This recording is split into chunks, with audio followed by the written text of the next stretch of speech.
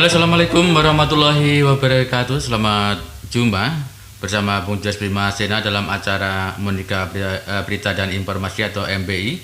Tentunya bersama radio kesayangan Anda di Monika Surya FM, di Monika di Ampah di 98,8 FM dan Surya di 92,9 FM. Saya ucapkan salam sehat untuk Anda di kesempatan hari ini, dan tentunya untuk rekan-rekan nanti ada kesempatan untuk yang tidak bisa mengikuti Monika Berita dan Informasi. Anda bisa klik di YouTube kami, yaitu di radio spasi Monika spasi Surya spasi Barito Timur. Baiklah, akan kami bacakan berita-berita untuk wilayah Barito Timur, Kalimantan pada umumnya.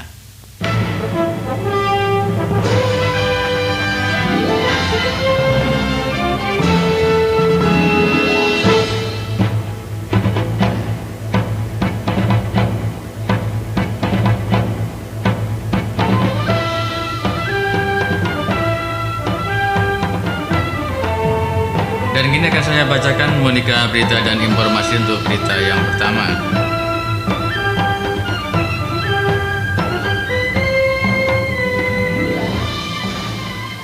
Pasien isolasi tanpa gejala dipindah ke eks kantor Dinas Kesehatan Barito Timur.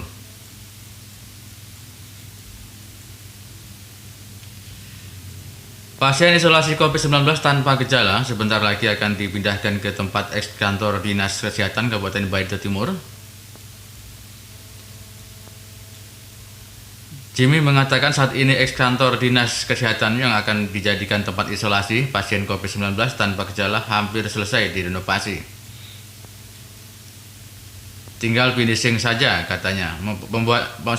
Pembuatan kamar mandi sudah selesai, tempat tempat tidur sudah, alat masak, TV dan lain-lainnya sudah jadi katanya, tinggal di disinfektan dan pembersihan saja. Jimmy mengatakan saat ini RSUD Tamyang Layang sudah merawat pasien isolasi sebanyak 17 orang dengan gejala dan tanpa gejala. Semoga saja eks kantor Dinas Kesehatan Barito Timur sudah selesai direnovasi sehingga tempat tersebut dapat menampung pasien yang rapid tesnya positif namun masih menunggu hasil swab test. Dirinya menghimbau kepada warga masyarakat Barito Timur agar tetap mematuhi protokol kesehatan COVID-19, jaga jarak, pakai masker, dan sering-sering mencuci tangan pakai sabun. Tetap waspada dan patuh protokol kesehatan. Semoga wabah virus COVID-19 dapat berlalu begitu saja.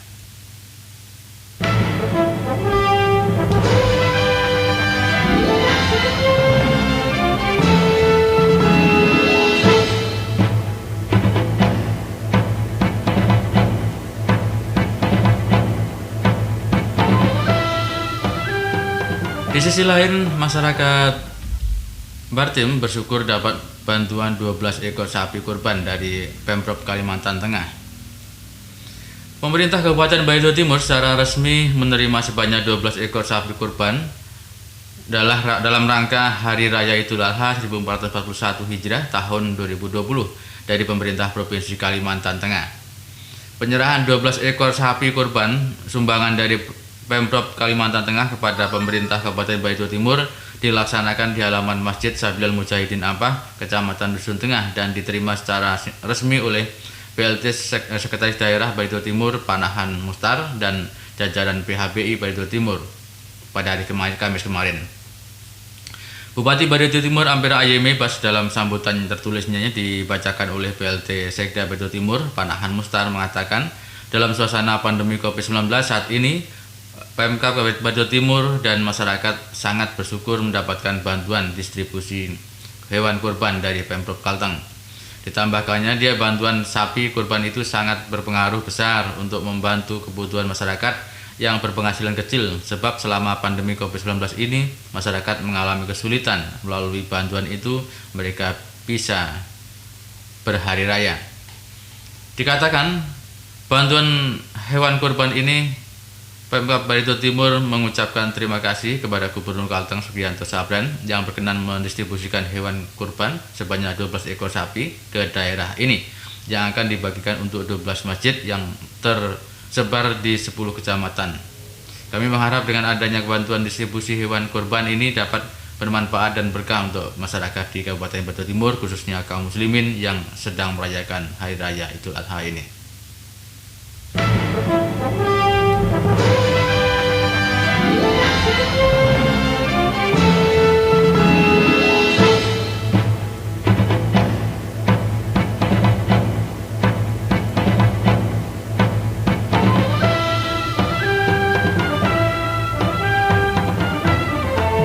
Anda masih bersama kami di gelombang sayangan Anda di Radio Monika Surya Barito FM dan masih tetap bersama Bung Jos Bimasina dalam acara Monika Berita dan Informasi. Di sisi lain, tenaga medis dapat bantuan suplemen Invincare. Para medis yang menangani dan berjibaku melawan pandemi COVID-19 di Kabupaten Batu Timur secara resmi mendapat bantuan suplemen dari PT Infinansial, Niaga Abadi, dan Infini Care Foundation.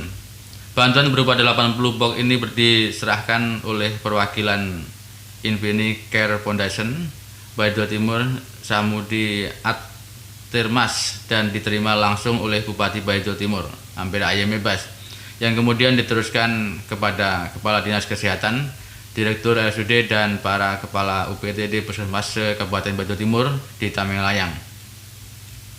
Semoga bantuan suplemen ini dapat membantu para tenaga kesehatan baik dokter umum, dokter gigi, bidan perawatan, perawat gigi, dan petugas laboratorium, di mana merekalah yang berada di garda terdepan dalam menangani kasus COVID-19 pada pandemi ini. Samudi mengatakan bantuan ini merupakan kepedulian, dukungan moral, serta dorongan semangat perusahaan yang bergerak di bidang makanan, kesehatan, dan nutrisi kepada para tenaga medis. Hingga saat ini Anda masih bersama kami di Gelombang Sayangan Anda.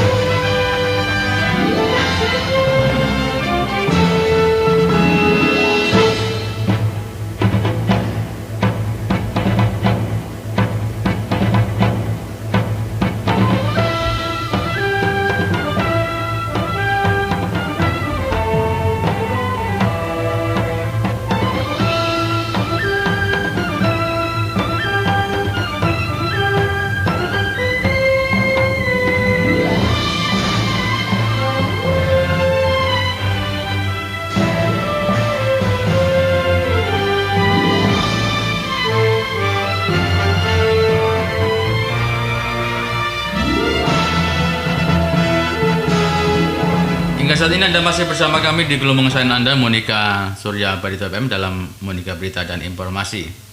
Masih teka-teki siapa sekda definitif Batu Timur yang masih menjadi teka-teki. Siapa yang akan menduduki jabatan sekretaris daerah atau sekda Kabupaten Batu Timur yang definitif masih menjadi teka-teki hingga saat ini. Hal tersebut terjadi setelah Eskop pensiun sebagai sekda di Pemkab Bartim. Bupati Bartim menunjuk Hudayana menjadi pelaksana harian PLH selama 7 hari. Lalu tak lama berselang Bupati Batu Timur kembali menunjuk pelaksana tugas PLT Panahan Mustar, lalu diserah terimakan pada 13 Juli kemarin. Kepala Badan Kepegawaian dan Pengembangan Sumber Daya Manusia BKPSDM Barito Timur John Wahyudi saat dibincang awak media mengatakan bahwa sampai saat ini pihaknya masih belum mengetahui pasti kapan pelantikan.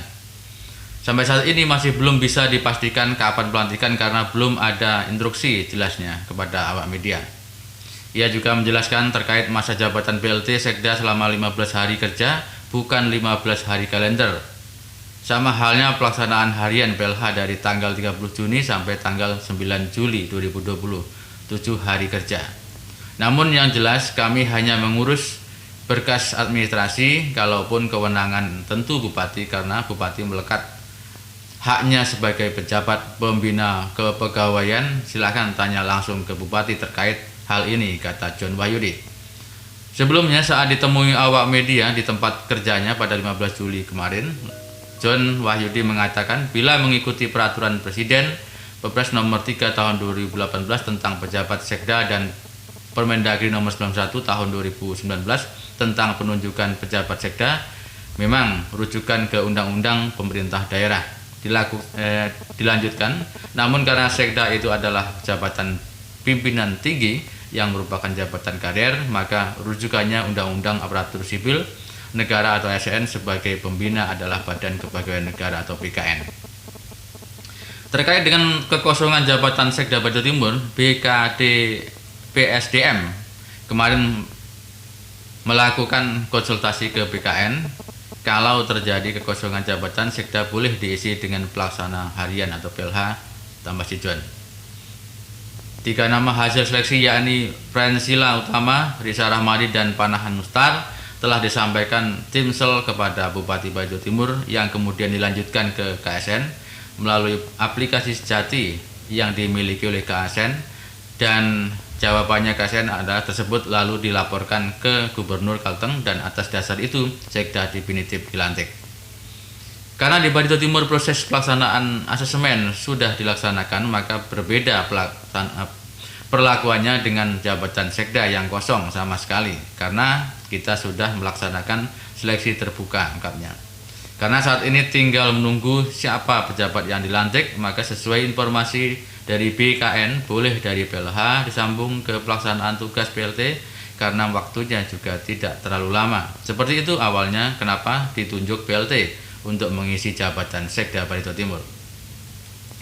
Kalau PJ prosesnya harus gubernur, sementara saat ini diajukan untuk dikonsultasikan dengan gubernur adalah Sekda yang definitif dari yang hasil proses asesmen.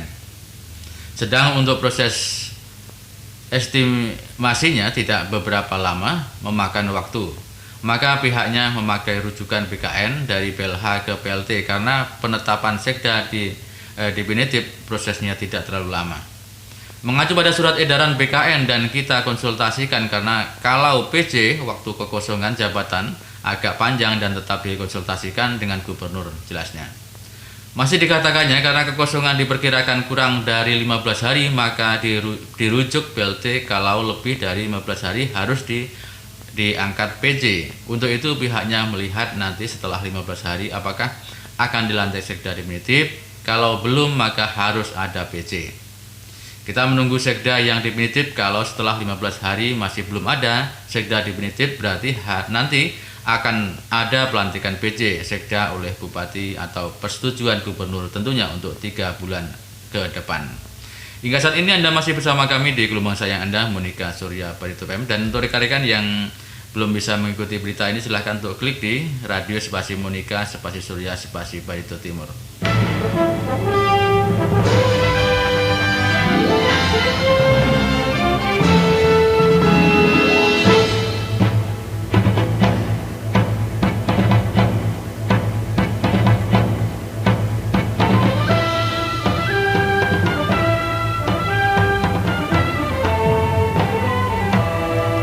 Dan selanjutnya akan kami akhiri dengan berita luar daerah. Kebakaran hebat di Sintang menghanguskan puluhan kios. Dan sekali lagi untuk rekan-rekan yang belum sempat mengikuti Monika berita dan informasi, silahkan Anda klik di radio spasi Monika spasi Surya spasi Barito Timur.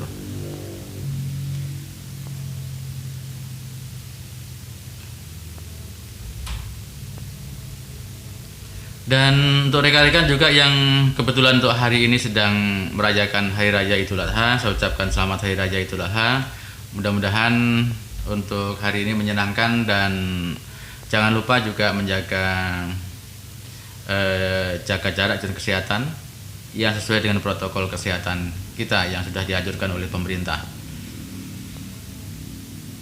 Kebakaran hebat melanda di Jalan PKP Muhajin, Sintang, Kalimantan Barat yang mengakibatkan luluh lantainya puluhan kios dan juga habis. Dan ini adalah untuk terakhir Monika berita dan informasi. Kebakaran hebat terjadi diduga api kepulan asap dan oleh saksi mata Permasari dari Wawan, diantaranya kios warung Mbak Mi yang Alang dan rumah makan Malenggang pada hari Minggu kemarin. Kebakaran ini diakibatkan dari kios tersebut. Dan ini adalah menutup Monika berita dan informasi, dan terima kasih banyak atas partisipasinya. Saya Punjas Bimasena. Mohon maaf atas segala kurangan dan sampai jumpa. Assalamualaikum warahmatullahi wabarakatuh. Dadah.